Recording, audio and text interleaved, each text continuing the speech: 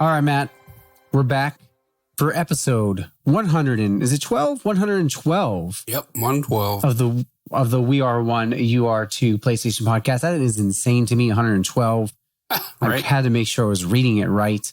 I am your host, as always, Rob Fanzo, joined once again by he does not. I don't think he does anyway. Have Corona, Matt Rhodes. Did we update that last week? I don't remember. Was that last week? It was just happening. Well, I think last week is where the scare was. The scare was, that's right. Like I had a fever. I can never remember. I had a fever one day and I was just like, crap. But I don't know. I've been feeling okay lately. So hopefully, if I did have it, it is gone, hopefully. And did you use the cowbell to get rid of it? Yeah. I heard that works. I got a fever and the only cure is more cowbell. Yeah. I love that skit. I had to introduce my sister-in-law to that. But yeah, I mean, I've been feeling great lately. So not too much to complain about. Yeah. Good to hear. Good to hear. Yeah. Thanks for joining me again this week. Thanks for having me, Robert, especially with everything that's going on. It's nice to, have some kind of contact with the outside world other than my girlfriend. Absolutely. Absolutely. Exactly. It's just to let everybody know, this is, again, the We Are One, You Are Two PlayStation podcast. We like to do lots of things on this show, but we like to mostly hear from you if we can. And if you remember that you listen to us and you like us enough to go do this afterwards, rate us, please, on your favorite podcasting service, whether that be Apple Podcasts, Google Play, Stitcher, Patreon, Podbean, YouTube, anywhere else you may listen to, even on Pocket Cast, which is where I've been listening to us recently, actually, when I listen back to the episodes every once in a while, or Castbox. I'm sorry, Castbox. Pocket Cast is another one, but Castbox as well. So find us and like us and subscribe to us on all or any of those and leave us a nice review if you can. Matt, we've got a great show lined up for people this week. Of course, we'll talk about what we've been playing. We'll talk about the PlayStation blog as we always like to do. If you're for the uninitiated, that's what we always do on this show. But we also like to talk about the news and topics that just interest us. So this week, we're going to talk about NPD game sales for March as part of the news. We're going to talk about Horizon Zero Dawn 2 news. We're going to talk about whether or not Voss is ready for a comeback, and something I just added last minute here that I thought was worth talking about because I just found this article maybe an hour ago. Do gamers even ever know what they really, really want? And we're going to talk about that in conjunction with a very, very popular game. But first, Matt, I do think we should go ahead and talk about what we've been playing, of course. All righty. Well, I will start as tradition dictates. Of course, I've been playing Rocket League and Fortnite. I was definitely part of the 12.3, I believe it is, million people that were on Fortnite the other night for the Travis Scott concert event, which was crazy. Now, did you know who he was beforehand? No clue. I do not know his music / care for his music. However, the in-game event was pretty amazing. So, I can't complain too much. The music was an okay background to what was going on. It was pretty intense as far as visually what they did with the game. And, there's all these kind of hidden things that have been that people saw as well. And they're wondering about maybe the map's going to change again next season. And it's a lot of craziness within that one event, which is pretty cool. But obviously played Rocket League. And then I played a little game called Shadow of the Colossus. In fact, I would say that's it took me like 6.5 hours, so maybe it's a little bit longer than our 5 hours or less recommendation, but I would definitely recommend it. It's definitely a game that you can knock out in one day. You finished it then? I did finish it. Yeah. And now I guess it wants you to do like multiple playthroughs to max everything out or, that kind of craziness. But right. I will probably not likely do that at all. But it was very enjoyable. I definitely did like the game. You had never played the original. And this is the point remake. You never played the original. Correct. Yeah, this is the remake version that was free on PlayStation PS Plus. Yeah. But yeah, I had never played it, and it was really good. I really enjoyed it. I knew a little bit about the ending, so kind of felt weird in the beginning actually going through the game, and I'm just like, I don't know. But then like halfway through, that kind of like faded away, and I'm just like, man, this is a really cool game. Little mechanic issues. I'm assuming that's based on the fact that it's, partly, upgraded from a PS2 kind of a thing. Kind of reminded me of like old days, like Assassin's Creed 1 and Assassin's Creed 2, and how the climbing was janky sometimes, and it was very frustrating. So there were frustrating moments based on the climbing and based on the mechanics. But other than that, overall, it was really good kind of a game. And there's not a whole lot of a story, really. I mean, there is and there isn't. Like it's very subtly told. It's definitely not like a narrative in your face. Right, exactly. Like you go, the story starts, you kind of come to this, quote unquote cursed land for a reason. And then there's not much of the story. There's like this all-knowing voice that kind of tells you where to go to find who your next Colossus is. And then the story kind of ends and kind of wraps up what happened or what you did. So, it's not heavy loaded in between. It's kind of like sprawling landscapes and kind of, gorgeous scenery, things like that. And it's a gorgeous land to kind of just relax and be in. There was one day that I just legit fell asleep. That's funny. Because it was just, it's a very, really relaxing kind of area to be in. These sprawling landscapes that you're riding from place to place on horseback from. Really kind of cool. But yeah, so that's pretty much all I've been playing. I don't think there was anything else. Okay. Because I think last week I mentioned that I finished Tomb Raider, right? You were working on Tomb Raider last week. I never got to ask you if you finished. You finished the first one. I think you were looking for the second one, right? I did. Yeah, that's right. I finished the first. I finished the first definitive edition one that was also free on PS Plus a while back. And then yes, I was looking for the second one for cheap, but I can't really find it. So I might have to hold off. Yeah, which is interesting because the third one's practically being given away a lot of the times. Right. Well, that's the thing. Like the second and third one were being given away like for months. Like the first of the first of the year sale or whatever that they had on the PlayStation Store that went for like 2 months. It was like $8 or something like that, and I'm mad that I didn't get it then because now it's back up to 30. Yeah, you should have just bought it and sucked it up and said, "Well, I'll get to these eventually," like I do. Yeah, like legit. If I would have just bought, I could have bought both of them, both the second and the third one, for I think maybe $20 total. Yeah, but I will get to the third one for sure because I do want to sign up for the PS Now. However, I would like to play the second one in between. Absolutely. The third one. I'll be honest, I've played the first two and the stories for me are mostly forgettable. I remember them. I remember the second one better, I think, because I played it more recently. I just want to play the third one because I do just want to wrap up that trilogy. I feel like it's only fair that I give her all 3 games since I've already devoted myself to the first 2. Yeah, absolutely. So what have you been playing, Robert? Well, I finished The Messenger, and I told you this privately, but I'm 1 trophy away from the platinum.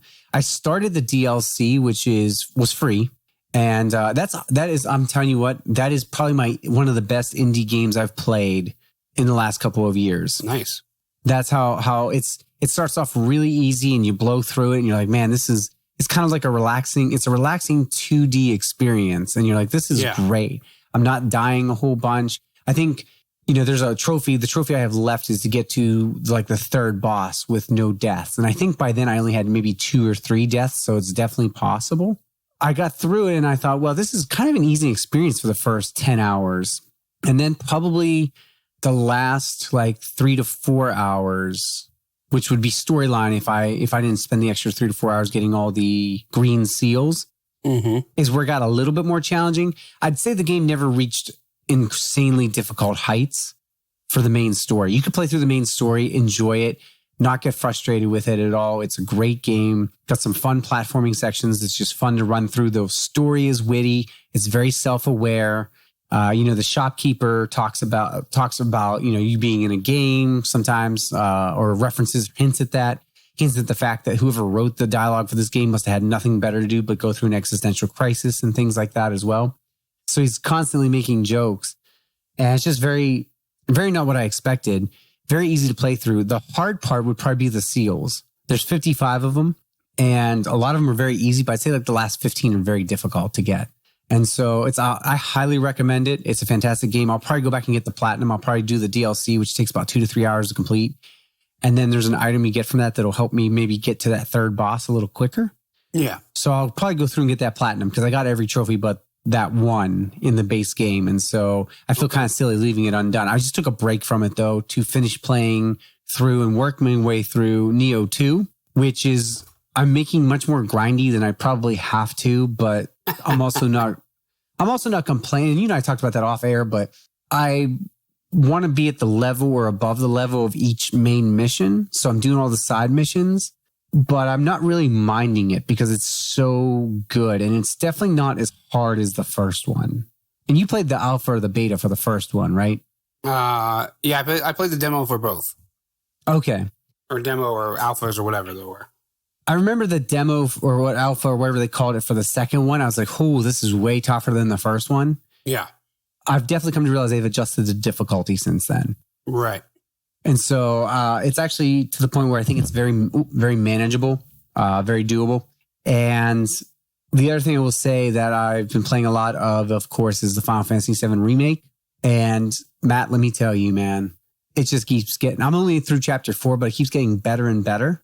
And already in chapter 4, I had a pretty good memory of how the game played because I spent so much time with it as a 12-year-old or a 13-year-old. Right. So even, 25 years later, I still really, really remember it really well. But what I love about this is already in chapter 4, they've added new elements that were not in the original Final Fantasy VII game. So playing through it, it's like playing a new game. It's almost uncanny in a good way. Like, I'm like, oh, yes, I remember doing this mission. I remember this storyline. I remember this plot. And it's like, oh, this wasn't in there at all. There was no way this was in there. This is incredible. And so chapter 4 was a real eye opener for me about how incredible this game is and no wonder everyone loves it. I think that if you play that 1 hour demo, which you haven't done that yet, correct? Correct. I have not. If you haven't played that 1 hour demo, go do so because it is a good indication of what the game is like. And I think so far the pacing of it that I've experienced through 4 chapters, where there's just enough downtime to have dialogue and conversation. And there's also some very low key, typical RPG moments where you're walking through a town, talking to people and experiencing just what their daily life is. Okay. I spent 20 minutes trying to perfect my score on a dartboard the other night, but then there's also, because there's a trophy for it. Of but course. it's also just one of those things that when you start playing the dart game, you know how mini games are. You're kind of like, this is fun. Like, I want to get the best score in this dart game. I want to get the best score. I want to beat the guy that's at the top of the dartboard, Yeah, exactly. And so I did it for the trophy, but I also started just doing it because I was having fun. And when I got the trophy, I was kind of sad. I was like, oh, I just kind of want to go back to the dartboard again. But I knew I had other stuff to do. So there's those moments, but then there's also moments like the demo where it's very action oriented and the combat feels so natural. And I haven't played Final Fantasy since Final Fantasy VIII was the last Final Fantasy I had played. And it's just amazing how far the combat has come and how this is kind of what I've read is the amalgamation of several Final Fantasies and probably the best system they've come up with. And I love it. And so I cannot stop gushing about it enough, but I really do think that even if you're not a role-playing game person, because it is so action-oriented, you should probably give it a shot, at least the demo. Okay. That's my sell to everybody. But so this is really the only thing I've been playing. I do have this itch to go pack. I just want to point this out. I know I've said this every week, but I think I'm finally going to do it. I think I'm going to go back to Greedfall and finish the game. Okay, there you go. I think it's time because I feel guilty. I'm like, why am I not finishing any games during this quarantine? And it's because I put them away before I get through them all, So I'm gonna knock that out. I'm gonna knock out Final Fantasy VII over the next week. I'll keep playing away on Neo 2, and I think I'm gonna pick up something smaller this week as well. And so I haven't decided what that might be yet. It's like we've switched roles almost. It is. Like I've completed so many games in the past week and a half, 2 weeks. And you're just like, I'm sick of this one. I'm going to move on. Yeah, I don't know what happened with me. Yeah, we've literally switched roles. I think since I've, what's funny is I was going to play the Final Fantasy demo, but I told you this, like when I went to click on it, I accidentally clicked Shadow of the Colossus instead because I didn't scroll over far enough. I was like, I guess I'll play this. And then, I just knocked that out. So, I'm looking forward to, probably will try the Final Fantasy demo tonight. And then move on to Death Stranding or move back to Death Stranding. Yeah. Final Fantasy 7 demo takes 45 minutes to an hour at most. And so, yeah, I could certainly knock that out. Even when I played through it the second time, I because I obviously played through the demo and then I'm playing through the full game. Right. I didn't mind it one bit. I actually really enjoyed it. And I thought what was nice was I knew what to expect the second time around. So I felt kind of like a combat expert. Yeah. And I was like, I'm going to show this boss that you encounter at the end of the first. I'm going to show them what's up this time. Like last time I struggled a little bit. I'm going to show them what's up. And it's not a hard game at all. I didn't know how to fully take advantage of the systems the first time, right? Even though they teach you them, I still didn't know how to. Now I do. So yeah. Oh, there is one game I forgot. Sure. And I don't know how I could have forgotten this. I was up till 4 a.m. playing it last night or this morning. Peggle 2. What was it? Peggle 2. Oh, Peggle. I thought you said Fable. And I was like, that's not on PlayStation. Yeah, no. Peggle 2. Okay. Yeah, Peggle 2. Oh, man. I love it. It's just such a good game. It's like this weird reverse kind of Plinko kind of game. I don't know. I love it. And yeah, I was just, I don't know.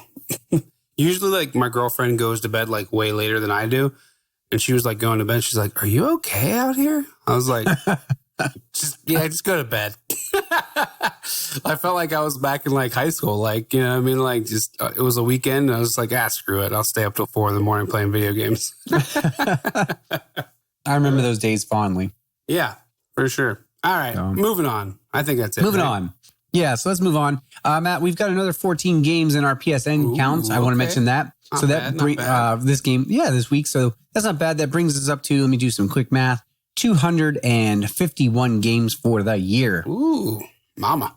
Just above the 250 mark. Speaking of games, I do want to mention, of course, before we get started with the news, that if you haven't downloaded the Uncharted collection, Drake collection, or Journey, you should do so because they're both free on PS Plus right now. But so is apparently Pac-Man Championship Edition up through May 10th. And so you may want to check that out too if you're a Pac-Man fan. I mean, for free, how could you not be a fan of Pac-Man for free? Yeah, exactly. I saw somebody say, I thought I'd download this and just play one game because it was free. And I thought, well, I'll get back to my other games, but I just, it downloaded so quickly. I thought I'd just do it again to remind myself of Pac-Man. 5 hours later, I never got to my other game. So there's still something about games like that, right, that appeal to us. Oh, for sure. All right, Matt. So let's go ahead and move on to the news.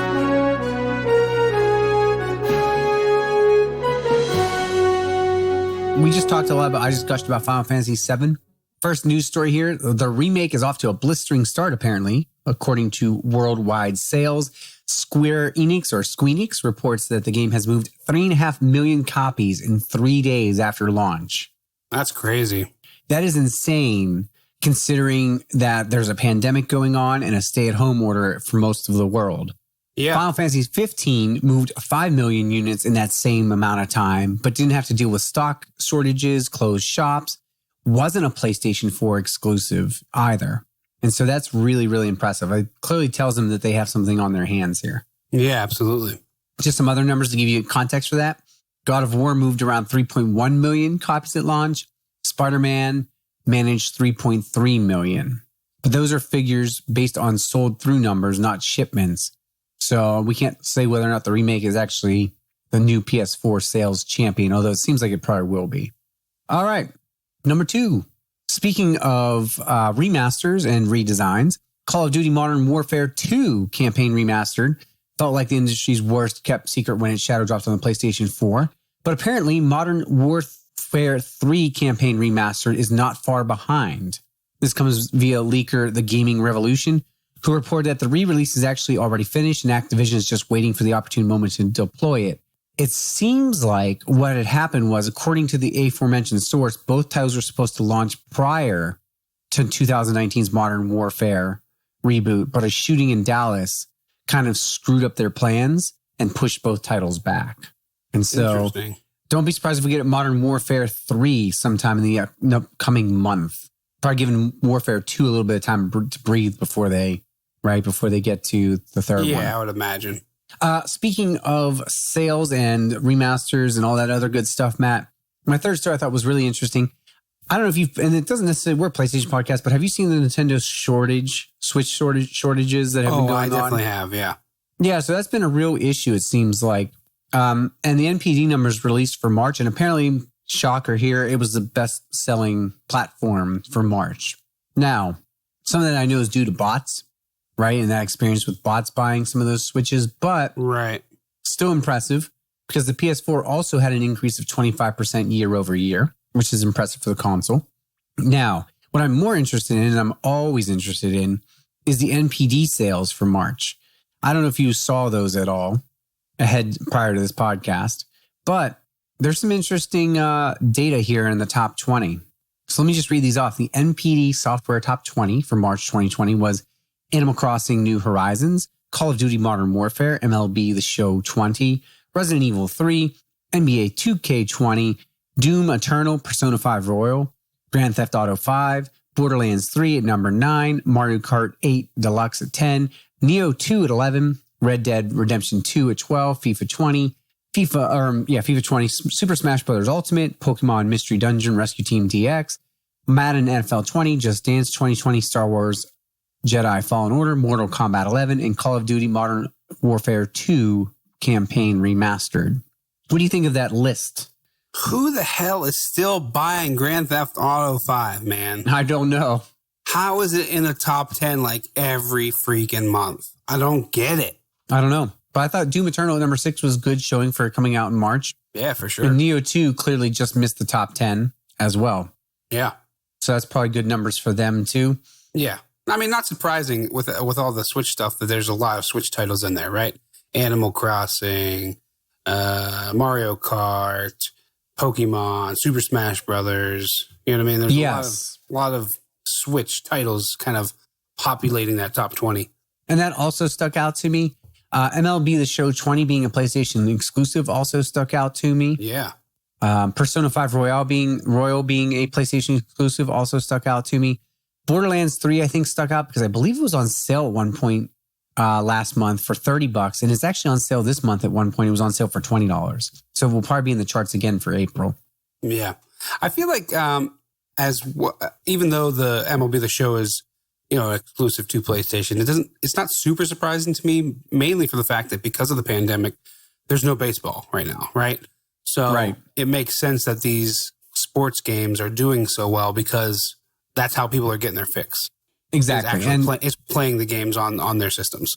I would agree with that 100%. And actually, PS4 top 10 for March 2020 also was MLB The Show was number 1, Modern Warfare 2, Persona 5 Royal 3, Resident Evil 3, 4, NBA 2K20 was 5, Neo 2, did better at number 6, Doom Eternal at number 7. So that's interesting because Neo 2 also is a PlayStation exclusive. And so it actually did better as a whole than Doom Eternal on PlayStation systems. Grand Theft Auto 5 at number 8, Call of Duty Modern Warfare 2 campaign remaster at number 9, and then FIFA 20 at number 10. Well, when I think of Doom, I immediately think of PC. So, okay. You know what I mean? That's definitely, I know I have a friend that was, my coworker who was like, oh, I can't wait for Doom Eternal. Like and he's a PC guy and he, downloaded day one kind of thing. So that kind of makes sense in my head. Yeah, absolutely. Well, I think too that PlayStation exclusives like, MLB, Persona 5, Neo 2, those tend to do really well for the most part. Even if they're not first party exclusives, they actually do better sometimes than first party exclusives, right? Because Concrete Genie was never on, I think it was like number 10 at best in the top 10 when the month it came out. And Dreams never charted that high. I think it was like 18 at best in the top for just PlayStation only games. So, yeah. All right. So an interesting list. I'll be curious to see how sports titles continue. I'll actually be really interested because March we saw some releases still. April hasn't been nearly as full. I guarantee Final Fantasy VII is at the top of both of those lists, probably battling it out with Animal Crossing and Modern Warfare. at least on the, all charts. And then on PlayStation exclusives, I guarantee it's at the top. And I'll be curious to see where the sports games land, like you said, especially because of that. The one sports game that is notably absent there is hockey, but that never was a great selling game, I think, for EA anyway. It still has its fans, but it doesn't sell extremely well. Right. All right. So let's move on. After this fifth story I had brought up here for us today was after being bought by Sumo Digital back in 2018, developer The Chinese Room, who made Everybody's Gone to the Rapture, began working on a new IP. That made sense. And it was revealed in the publisher's financial results for 2019 that they'll bring an entirely new experience to the PlayStation 5. And that's fine.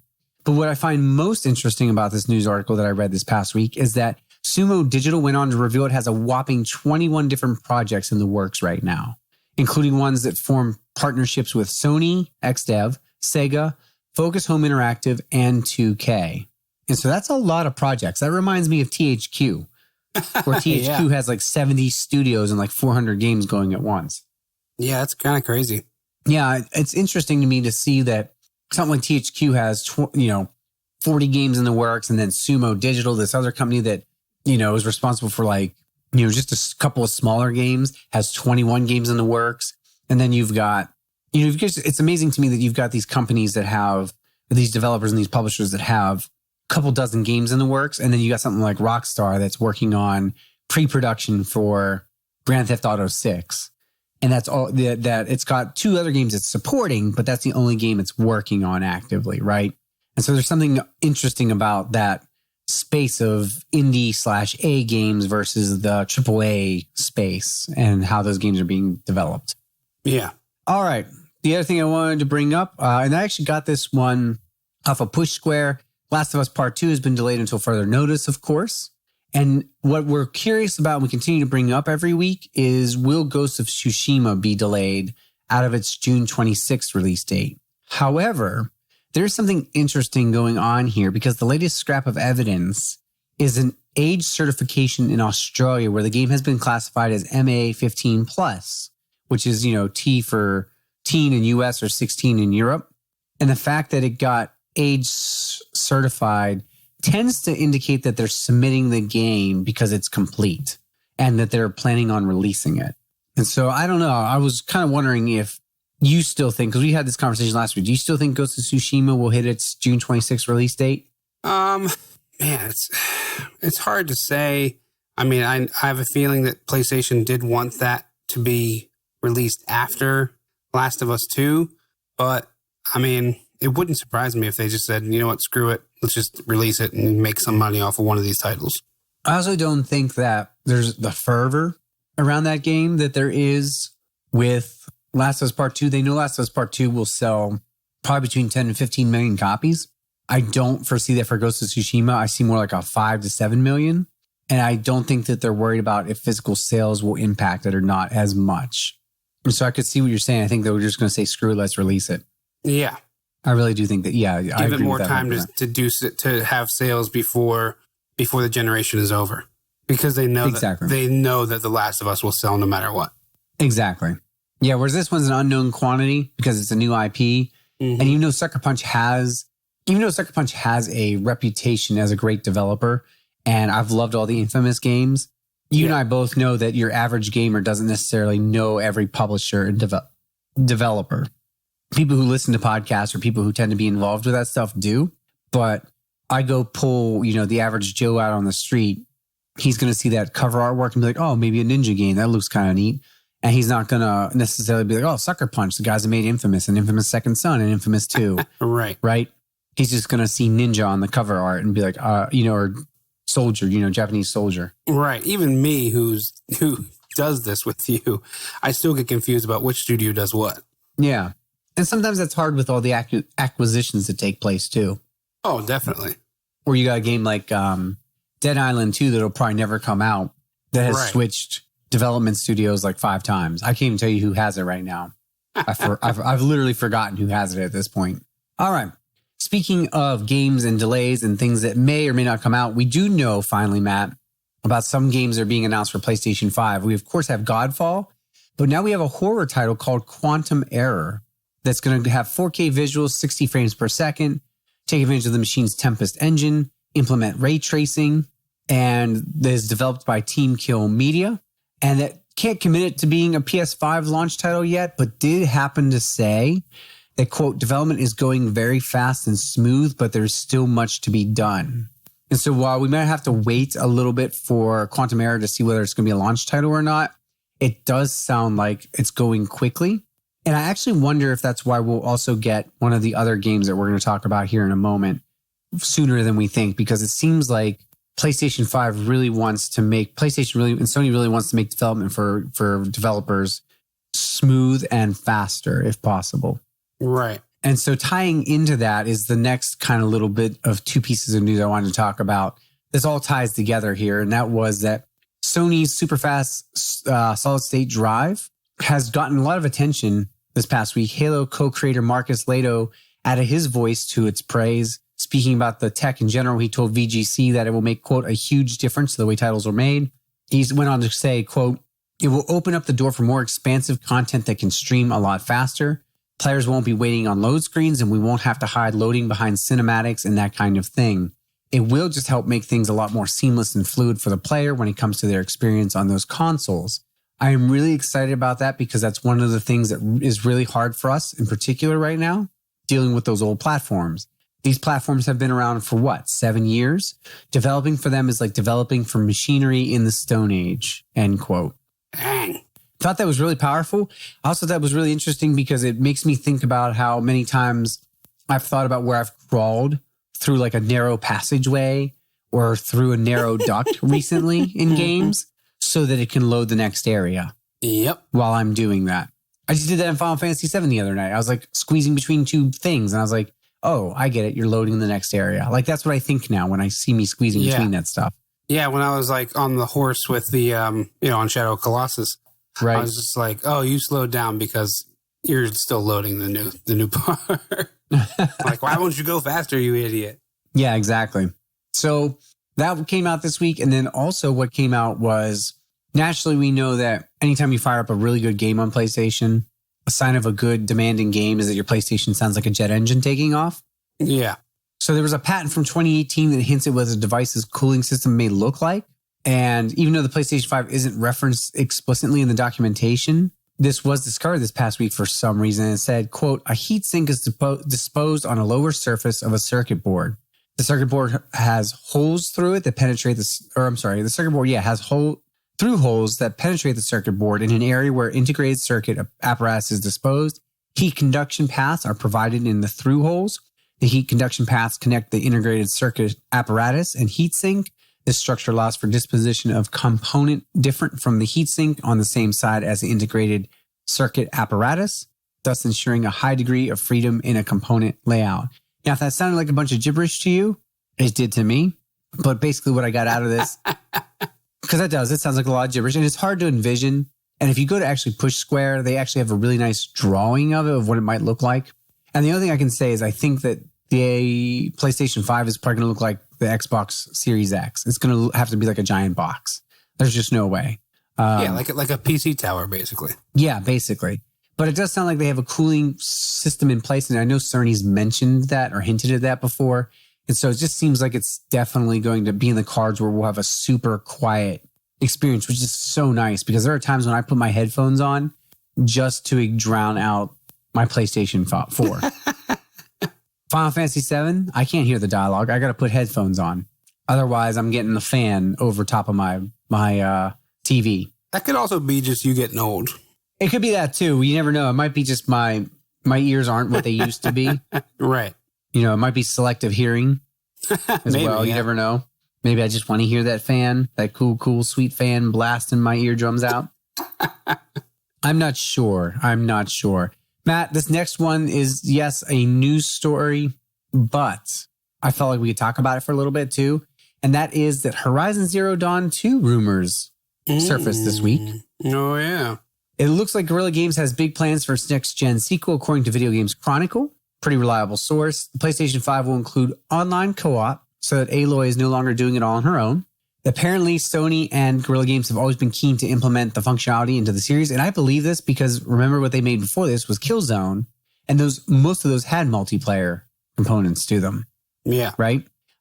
They scrapped it apparently for the first one, but for the second one, it will have online co-op that will be available, but it's not clear yet how it will look. They also go on to claim that Guerrilla once intended to release a standalone preview of the co-op feature with progress carried over into the full game on PS5. However, it's no longer clear if those plans will be carried out. And part of that same piece of information is that supposedly development of the sequel supposedly started out on PlayStation 4 before being transferred to PlayStation 5. And so the game is being described as, quote, gigantic, thanks to a large game world and more freedom to explore it. So teaming up with a partner for one of Sony's PS5 exclusives might sound exciting to some people. Some other people might be turned off by that. I wanted to know your thoughts on not just that, but also the fact it was supposed to be on PlayStation 4 originally. That just makes me excited. I feel like if they're like, hey, let's do this on PlayStation 5 instead, one, that means that they're giving more freedom to create a bigger world, right? Because we know that the PlayStation 5 will be able to handle better those worlds.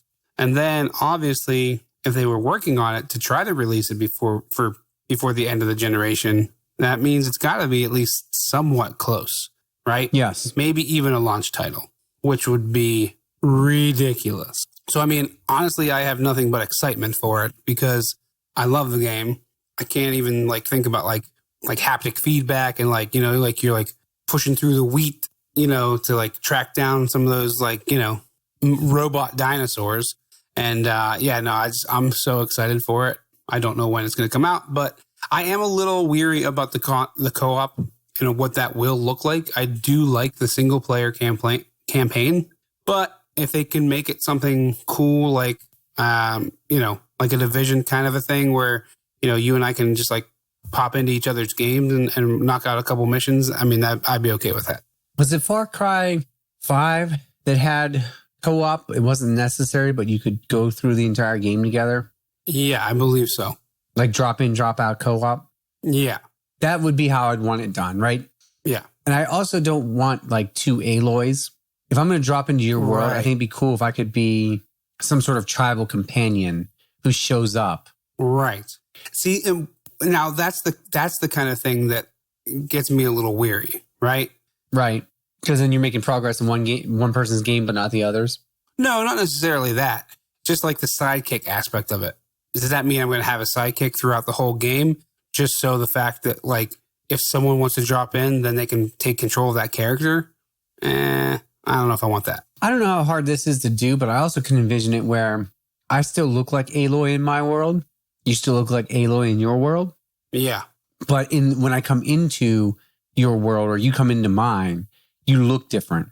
And so we complete the main mission both as Aloy. Yeah. But the person that's with us looks completely different. It reads that you're a outside player joining my world or vice versa. We still share mission progress, but it allows us to both see ourselves as the main character while the other one looks like the other one. Yeah. And I would imagine if on PlayStation 5, that's something that would have the computing power to do that. Yes. You know what I mean? So obviously, yes, that would be awesome. And I'd be fine with that. Me too. But yeah, I mean, I don't want there just to be a sidekick just for the sake of co-op. You know what I mean? Agreed. Yeah, I agree. And yeah, it's tough because I think we're also going to get that with Spider-Man 2, where you have Peter Parker and Miles Morales swinging around together, depending on who's the main character in the story. Yeah, but I'd be okay with that. And then you got the rumors of that Batman multiplayer game. So it's weird because Assassin's Creed Unity did it back in, 2016, 2017. And it was kind of a mess and people kind of criticized it. But I think maybe was ahead of its time because I think we're going to start seeing that a lot more in these single player experiences where they don't necessarily disrupt the single player experience, but try to allow you to kind of squad up and do it. Yeah. Yeah. I hate that word squad up, but yeah, that's exactly I know. it. I'm excited about it too. And I do think it's got to be a launch title or something that they easily release maybe Q1 of 2021. If the console launches in October, we'll say it's definitely a February game. It's not. Well, I told you, I mean, I would not be surprised if they just released at the same time that they did the original one. Which was February. March. Was it February? Yeah, it was February. End of February? Okay. Yeah. So I very much, I think it was near the end of February. So Yeah, I agree with you 100% on it. I think it's definitely going to be it's either a launch title or it's going to be Q1. It's not something we'll have our PlayStation 5s less than 6 months at the end of the year if all goes according to plan for them and they still decide to release it before we get a Horizon Zero Dawn. Yeah, guaranteed. I'm also excited like you about the haptic feedback because I imagine pulling her bow back will be a lot more exciting and will allow you to dictate how hard the shot is, right? Yep. Depending on what you want to do with it. So we'll see what happens. I think that's very exciting. I think that's one of the best games. And just talking about it now, I want to go back and do the DLC that I never did. Yeah, me too. But I do think it's one of the best games on PlayStation. And I just really enjoyed it. I remember really, really being sucked into it. Yeah. Well, what's funny to me is like I was looking through it because it's still downloaded onto my system. Like I still have it like all the data there. So I was thinking about just hopping back into that to do the DLC the other day as well. So maybe I'll do that instead of Final Fantasy. I think 3.5 million people would agree that you need to try the demo first. It's 45 minutes. You got nothing to lose. I mean, 3.5 million shipped, not sold, right? Well, let's not get technical here. All right. Moving on. Just 2 more pieces of news, Matt. 3 more pieces of news. And then I do want to touch on one of them, of course, touches on the other thing I brought up at the beginning of the podcast as well. So we'll touch on that. And then the last one is going to be kind of more of a topic of do gamers know what we want? We'll talk briefly about why I'm curious about that. Number 11, 2K has announced it will not be putting out a WWE game later this year. The World Wrestling Entertainment Federation has confirmed that this is indeed the case. WWE 2K21 will not be a thing, making 2020 the first year to not play host to an official wrestling game based on the brand since 1998. That's sad, honestly. It is, but considering how much of a mess WWE 2K20 was, I think they need this time to go back and really do it proper because... Oh, they definitely need the time. Yeah, they switched over to studios and it was very apparent and very painful process, I think, as a result.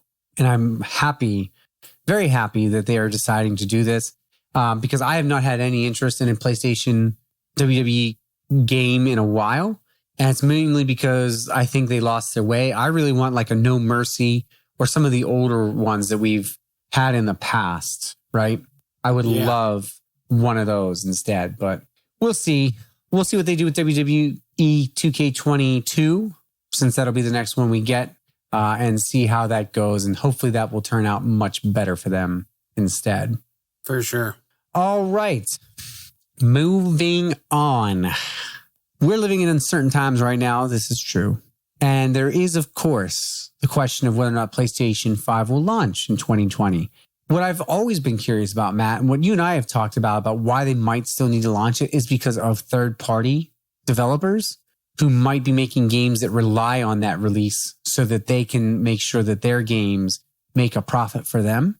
Right. Well, cue the New York Times and cue Ubisoft CEO Yves Guillemot, who told us that the company is prepared for such an outcome. Now, you remember they delayed Watch Dogs. They delayed for like 4 of their games, right? Because they realized they needed to reevaluate how terrible their games were after Ghost Recon Breakpoint was so poorly received. Yes. Remember they went through and they're like, oh, we're reevaluating. We need to fix this. We understand it's trash, blah, blah, blah. Well, obviously that was the right move, I think, for them to make because clearly those games are going to be better because of that. But what's even more interesting about that is Guillermo came out and said that its schedule has not been impacted by the ongoing coronavirus and that both Sony and Microsoft have allowed developers to continue to use next-gen dev kits, which is obviously a huge help. But if the worst does happen, he did say, quote, we are not seeing significant impact to our own timelines, but we are in touch with all our partners. And if there's a need to adjust in order to do what's best for them and for our players, we will do so. That basically suggests to me that the publisher is A-okay with delaying its upcoming games. Now, that makes sense because if you want to put them on next gen, you can't suddenly backwards compatible them in such a way that you've got these massive games that you're clearly making for 5 and then scale them down for 4. That also tells me, though, that they're okay with holding off on these games for a while. right? Just like they were before, they're clearly still okay with holding off. Does that make sense? Yeah, for sure. Yeah, because the last thing you want to do is put out a new game on a new console generation, and have it be absolute crap. Yeah. And so I thought that was really, really interesting. It kind of pointed to me that they obviously delayed their games because they were concerned about them in the first place. But now they're willing to continue to delay them if need be, because they're okay with the fact that, these consoles aren't ready yet. And that would just give them more development time. And they're financially probably secure enough to do this. Yeah. So I just wanted to point that out. I thought that was a really interesting read between the lines kind of moment for them. And I thought it was very clear that they were okay with all of that. And so we'll see what happens. But I'm very interested to see what the future holds. Now, speaking of Ubisoft, Michael Mando in a Reddit AMA answered recently whether or not he is still recognized as the actor who played Voss back in 2012. And his response was an interesting one. Mando said, "Voss is my spirit animal. Having co-created that character is something that will always be dear to me. I still get recognized as Voss, and I still feel the outpouring of love for that character. Makes me very happy. Who knows? Maybe I will reprise the role very soon." End quote. Now, again, Kotaku's Jason Schreier, before he left to go to Bloomberg, or that's where he's headed, did indicate that the French publisher does have plans for another game slated to launch before March 2021. We know nothing about Far Cry 6. I'm assuming it might be called. And the other thing I find really interesting about that is, let's be honest, the Far Cry villains aren't exactly the most memorable villains all the time. Right? Like, Voss is probably the most interesting, I would say, out of 3, 4, and 5 and New Dawn, personally, to me. Yeah, I could see that. I mean, I forget his name, but I did like the boss for 4. I liked him too, but see, I can't remember his name either. And he wasn't as memorable, in my opinion. He was good. I think it could be because it's Troy Baker. It's the voice actor himself that, you really like. And maybe that's why the villain felt a little bit better because of that. I would agree with that. I think that's an interesting take. So I guess it kind of proves my point, though, too, right? Is he interesting because of who he is, or because it was Troy Baker, or because of the character itself? And I can't remember who the main villain was in 3. I just know it wasn't Voss, right? Yeah, he was kind of like the disciple of the main woman, I believe. I think you are right. I know it was a woman for sure. Yeah, I think you're right. And then 5, you have the cultist leader, right? Yeah. And he's okay. I didn't finish 5, but I wasn't blown away by him necessarily. I just enjoy that kind of cultist kind of storyline. Right. So you enjoy the storyline more than the actual, yeah. You know what I mean? I did enjoy it, and certainly, don't want to take away anything from the voice actor who, portrayed him, but yeah, he's still not that memorable of a villain. Antagonist, yeah. And so I think that this is a really interesting move, and I can't help but wonder if they had such soft sales with 5 or New Dawn. I think 5 sold really well. I don't think New Dawn sold nearly as well. Right. And I can't help but wonder if they thought, well, you know what? Maybe it's a problem where, and again, I don't know if this is true or not. I know companies send out surveys all the time. Maybe they did start to wonder if they had a memorable character problem, and perhaps 6 would be a nice way to, because we don't see Voss die technically. Maybe 6 would be a nice way to bring us back to some sort of island or success that they had with 3. Because I feel like 3, personally, even though 4 and 5 sold well, I feel like 3 is the one people love the most. Yeah, I can see that. And this is, a more heady kind of a topic for another time maybe, but is it just because the games are so big and you don't really get that kind of characterization anymore from those guys in the way that you would, maybe a smaller title? It could be. You know what I mean? And, yeah. Those games are so big and you're doing so many things over and over. It's a very wash, rinse, repeat kind of a gameplay loop, right? So I feel like that ties into it a little bit. No, yeah, I think you're right. I think you've got a valid point there. And so that being said, I just wonder if perhaps this is Ubisoft's way of, let's dip back into the well of what was one of our most breakout, most successful game in terms of Far Cry in the last 3 to 4 years, 5 years. Or actually, I guess 8 years ago. Goodness, right, huh? Because I said 2012. Yeah, 2012. Yeah. So in the last 8 to 10 years, and let's work with that and see what we can do to really drive this character into a new spot. Because I always felt, and I think a lot of people felt this way, that Voss should have been the main villain. He was just too fascinating not to be. Once you got rid of him, it was still a great game, but it was kind of like, man, he was kind of the guy that really drove you and pushed you and challenged you. Yeah.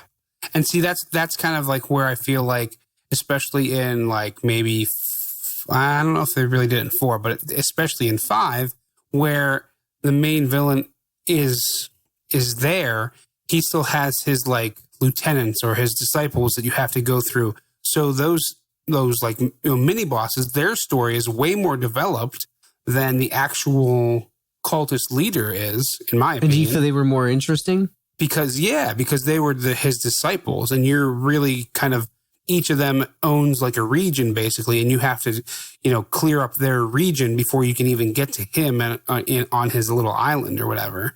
I feel like those stories are way more developed than the other ones because of that.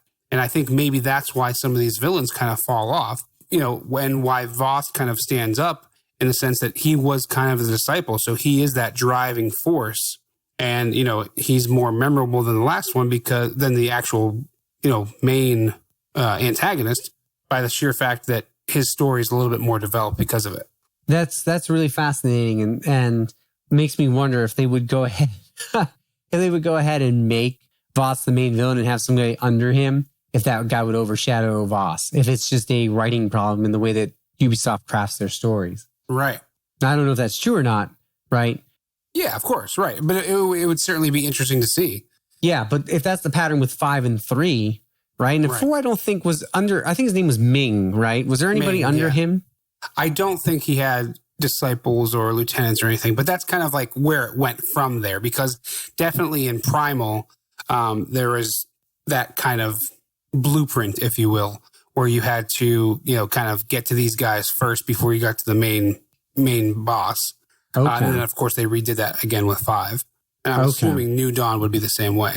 I think you're probably right. So that's fascinating, right? That's really fascinating to kind of think about in that regard. And so I'd be very curious to see if Voss makes a return, what happens with him, and if perhaps this leads us back to a much more interesting resurgence or appeal for the Far Cry series that seems to have slid a little bit, to be quite honest.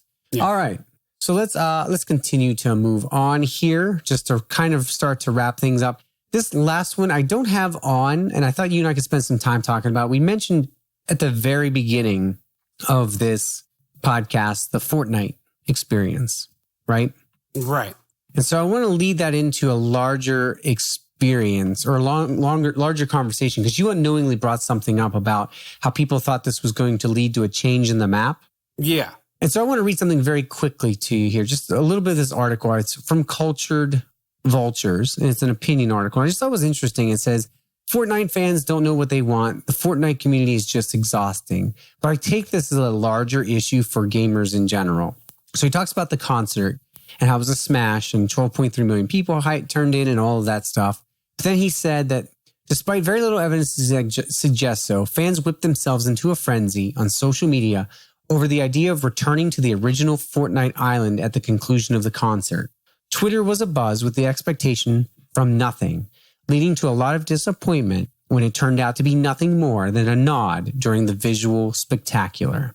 And he points out that this is a common issue with the Fortnite community, wishing something out of thin air and then turning to anger when it doesn't transpire. But I think that's an applicable lesson for most gamers, because there are a lot of times when we want something to appear out of thin air and it doesn't. And I kind of wanted your thoughts on that for a little bit. Did you feel disappointed by that?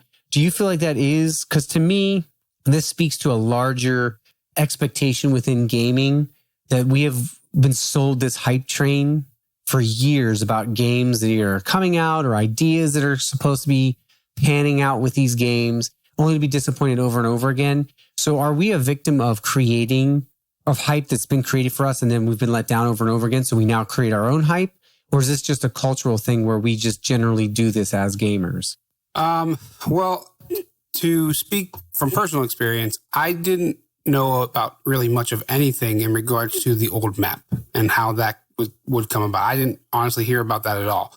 But also in the community's defense, the one thing that I did hear a little bit about, but I never really thought had merit, is that, there is the leakers found files suggesting that maybe there is the old map coming back either in a limited time mode or something in that regard.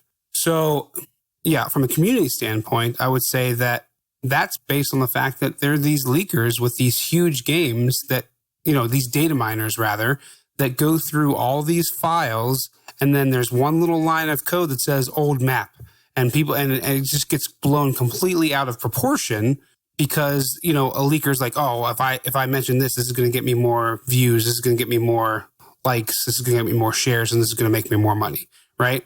Right. Because I found it first or whatever, or, that kind of a thing. So we are kind of harbingers of our own fate in that sense. But I will say that I didn't think that was going to happen.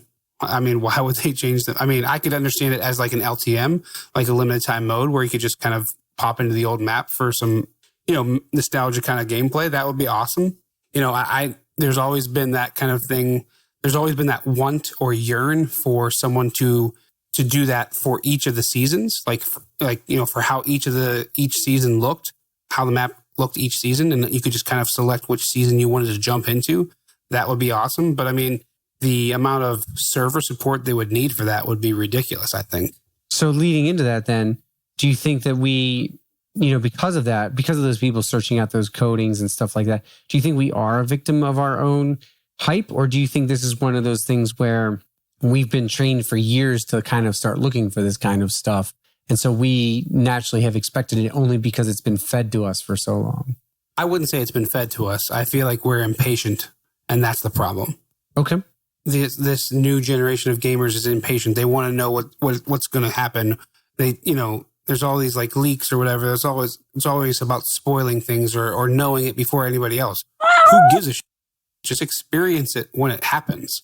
You know what I mean? Like and I will say that, especially in the Fortnite community, there are a lot of leakers that will not, even the data miners will not share things like live events because obviously they have to, Epic has to upload those files at some point for them to actually be able to be used. Right. So, right. Usually that on like a live event, something like, like the Travis Scott concert or something like that, that's usually done, hours, like an hour or two beforehand. So they would have to like really kind of go through fast and try to, pull out what they can from it. So, it's really just willingness of like what you want to be exposed to, really. You know what I mean? Like I told you before on the podcast that I avoided everything I could about Star Wars because I didn't want to ruin it for myself as far as what the last movie was, The Rise of Skywalker. So I didn't pay attention to anything like that. So if you're wanting to seek these out, I mean, you can't be mad if it doesn't happen, right? That's you building up your own hype or your own expectations when that's not exactly what the developer is going for. Right. And do you think that goes in the reverse or the other way with not just building up these events or things like that, but even just games in general? So, a company hypes up like Ubisoft, or no, I'll tell you what, a company like EA and BioWare hype up Anthem and how incredible this is going to be. And how it's going to be this new experience and this new opportunity, and you're going to be able to fly, and it's going to be, and they just build it up. Do we then cause ourselves to not be happy when it doesn't meet those expectations? Or are we still not knowing what we want, or are we so spoon-fed that information that they've created that problem for themselves in that case? So like obviously Fortnite people data mining are creating the problems themselves, but what about something like an Anthem that was promised to be this, or Destiny originally was promised to be this incredible new thing? Does it still go that way, blaming it on the consumer, or do we see it that one falls more on the companies? I mean, it's both, realistically, right? I mean, okay.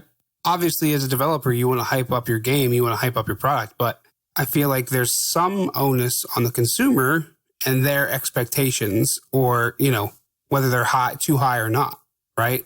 Okay, I would agree with that. You know what I mean? Like, at some point you have to say, okay, well, is this realistic? Right. Or am I building it up too much? Is this game going to be the best game ever? You know what I mean? We'll just wait and find out. That's why they have betas. That's why they have demos. You know what I mean? Like, yeah, I don't know. Okay, I would agree with that 100%. Yeah, it's an interesting because think about Fallout 76. We both purchased that game and played the beta, right? Yeah. We both purchased it so we could play the beta.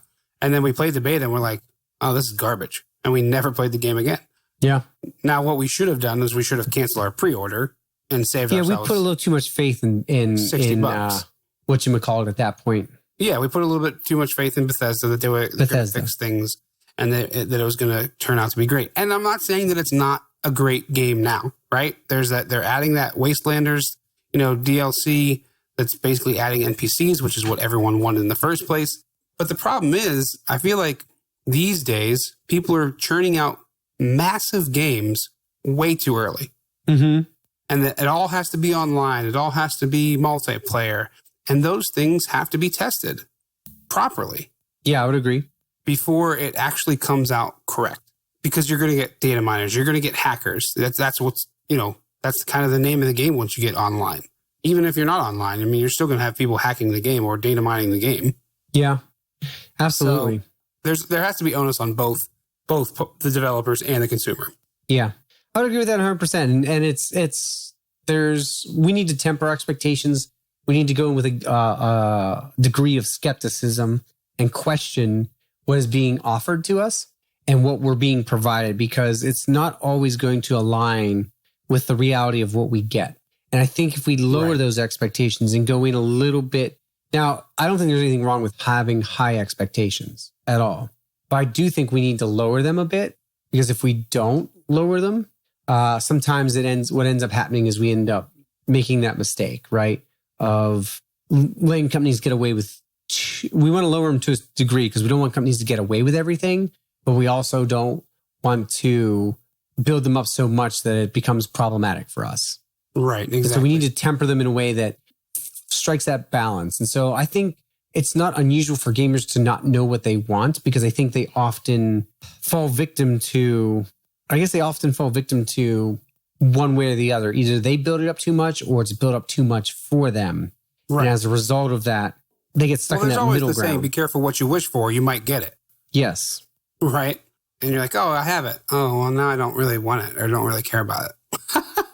Yeah, right? So it is tough. It's a really tough position. And I know, obviously there's going to be games where, even Horizon Zero Dawn, which we talked about earlier, right? We don't know anything about it, but they're going to change some kind of gameplay mechanics, right? And there's going to be people that are mad about that because they ruined the game the way it was. Or if they didn't do it, then there'd be people that are like, well, why didn't you update these gameplay mechanics? You know what I mean? So as a developer, you're kind of damned if you do, damned if you don't. Yes. Because if you don't innovate, if you don't try to, look into your crystal ball of what might be good in the future or what people might want or like in the future, as far as, the next style of gameplay, you're not innovating. You're not creating properly. Right. But if you don't kind of still keep to those core mechanics that made the game that great in the first place, then, it can be a risk, right? Right. Unless it's a complete show like Assassin's Creed became and they had to revamp everything. Yes. Well put. But that's a franchise that has how many games? Exactly. And can handle a reboot. Right. Or a restructuring of how the gameplay works. Oh yeah, so that's my 2 cents. No, I would agree with all of that. And it's fascinating and an interesting mess that they find themselves in. Yeah, for sure. And so I just wanted to bring that up because that article really struck me when it said that. And I thought, well, that is kind of true. We don't know what we want. But then I thought, well, are we at fault for that? Because sometimes I think we are, but then other times I think we're not the only ones at fault for that. I think we're victimized a little bit in sometimes to that, right? Or because of that, we are often manipulated in a way that we don't realize always right away and duped. And and then we end up falling to our own, faults or whatever you want to call it. Right. Yeah. And I read an article once where it was talking about like, can we change up the way games are? And it was basically talking about how all games have the same enemy types: regulars, brutes, runners, and like snipers. Right. Every game.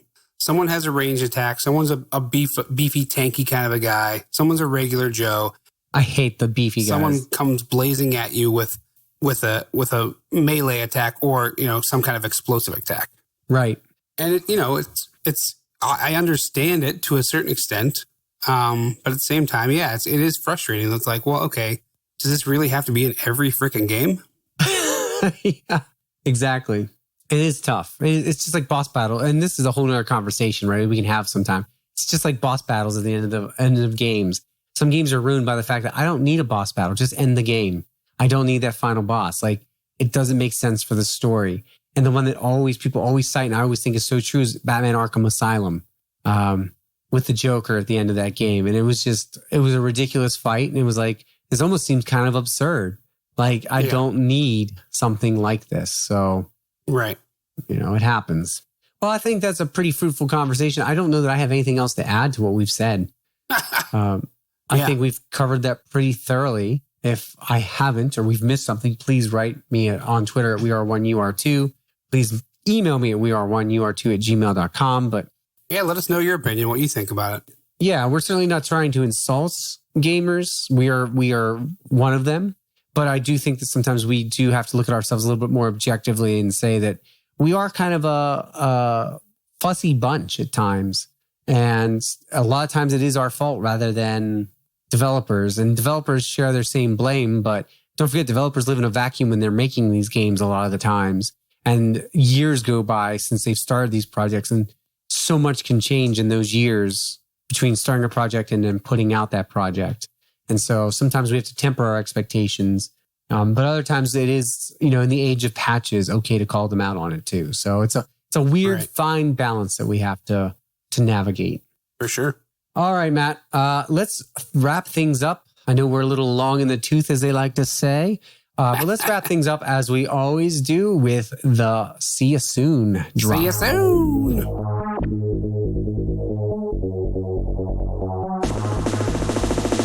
All right, Matt, we've got 14 games this week, some that I am super excited about, but as tradition dictates, I'm going to let you go first. All right, up first we have Active Neurons, PS4, PS Vita, digital, out April 29th. Active Neurons is a game that trains the player in spatial logical thinking. By controlling the power of thought, you must charge the neurons. The more the neurons are charged, the healthier the brain becomes. The healthier the brain becomes, the more of a fully fledged life the person will live. Interesting. Interesting. Will you live a fully fledged life as a gamer? Who knows? I don't know. For a second there, I thought you were saying active morons. And you must charge the morons. I thought that would be an interesting game too, to be honest. For sure. All right. Arcade Spirits out May 1st, digital and retail. What if the 1983 video game marketing crash never happened? Set in 20XX, Arcade Spirits is a visual novel romantic comedy with a different history where arcade still reigns supreme as the ultimate place to play. After a period of turbulent employment, your character starts an exciting job at the new job at the Funplex, a popular local arcade with a team of staff that are as eccentric as the customers. Interesting. Yeah. All right. Book of Demons, PS4 digital, out April 30th. Book of Demons is a hack and slash deck building hybrid in which you decide the length of quests. Wield magic cards and slay the armies of darkness in the old cathedral dungeons. Save the terror-stricken Papperverse from the clutches of the Archdemon. Ooh. Interesting. Yeah, that is very interesting, is it not?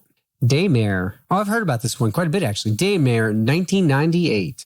Daymare 1998 is a third-person survival horror game that recreates the mood of iconic titles from the 90s with a fresh storyline. An incident that turns in a small town into a deadly zone, 3 characters to play with little time to find the truth, for its mutated citizens abruptly end your mission. Cool. All right, up next we have Down the Rabbit Hole, PSVR digital, out May 1st. Down the Rabbit Hole is a VR adventure set in Wonderland prior to Alice's arrival.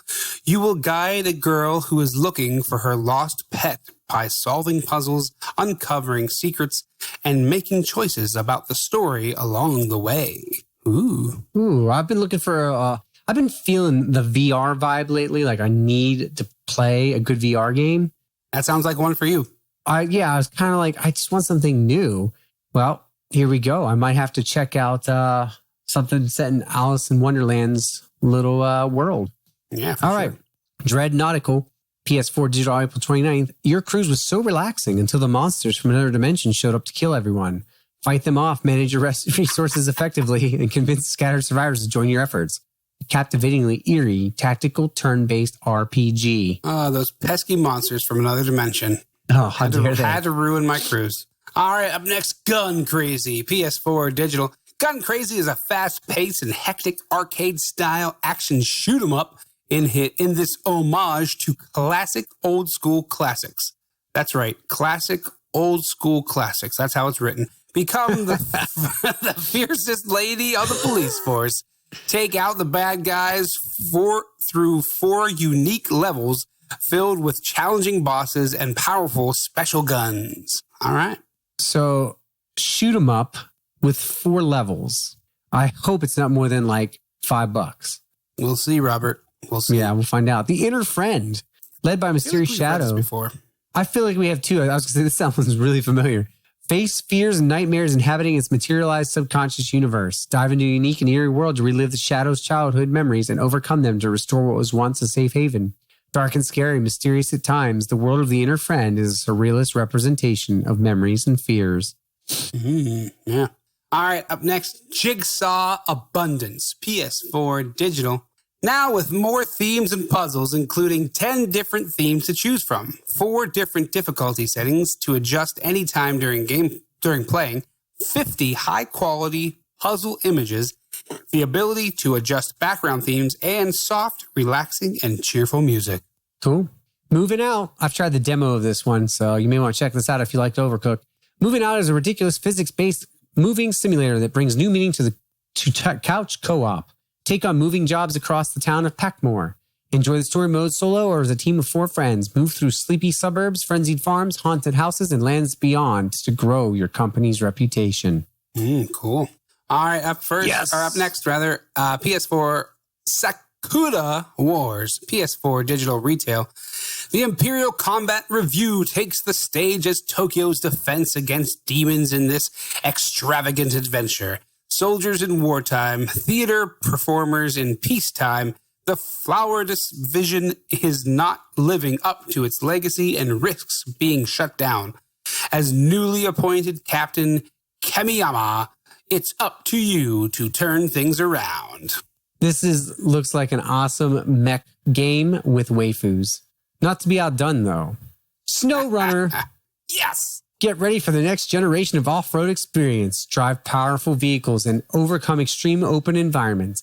Mud, torrential waters, snow, frozen lakes with 40 unique vehicles to unlock, upgrade, and customize. Go solo or play with 4 other players in 4-player co-op. Ooh, man. I'll tell you what. Reconnect America. Just based on their like Death Stranding-esque trailer, I think I might buy it. Anyways, All right, up next, we got Streets of Rage 4, PS4 digital, out April 30th.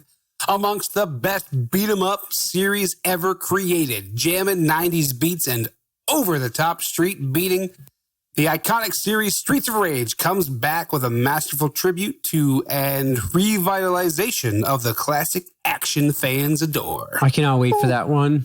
Last but not least, and I've heard fantastic things about this, and because I'm watching Westworld, I now recognize the woman in the bottom right, Telling Lies, an investigative thriller game with non-linear storytelling. Telling Lies revolves around a cache of secretly recorded video conversations, starring Logan Marshall Green, Alexandra Shipp, Carrie Bechet, Angela Serafin, and directed by Sam Barlow, creator of Her Story and Silent Hill: Shattered Memories.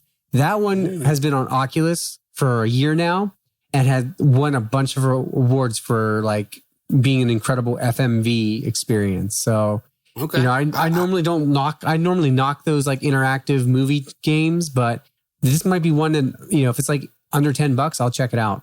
I recognize Logan Marshall Green. Yeah, I do too. He kind of looks like I forget what's his name. Tom Hardy, I believe. Oh, okay. Yeah, there's the movie in 2018 called Upgrade, where he like it's a really cool kind of movie that he was in. Oh, I wanted to see that. That's the one where he's okay. He like upgrades himself, and it's kind one of those like movies I totally forgot about till you just said something. Right? Yeah, it's kind of like a gamer kind of movie, right? Like he goes through life upgrading things, and he gains these new abilities almost instantly, and it's really kind of a cool premise. Yeah, I'll have to look and see what that's on. If it's on Netflix or it's on Amazon, I think. Ooh, yeah. On Prime. Let me check. Sweet. Good to know. Wait, no, it's not. I lied. Well, now it says it's on Hulu. Let me look. It says HBO Now. Is it on HBO Now? Oh, it's also on Hulu. Yep. It says HBO Now on Hulu. So, well, I think that's it, right? Yeah, that's it. We're going to wrap it up. Stay safe. Be safe. Remember, if you like what you hear, please rate, like, and subscribe to us on your favorite podcasting service. Go play the Final Fantasy VII demo if you haven't already. And don't forget that if you haven't had enough of Death Stranding, SnowRunner is here for you. Unless you like waifus, then you can play Sakura Wars. And this is the end of our podcast. We thank you again for joining us, Matt. Thank you for joining me. Thanks for having me, Robert. And until next time, game on. Game on.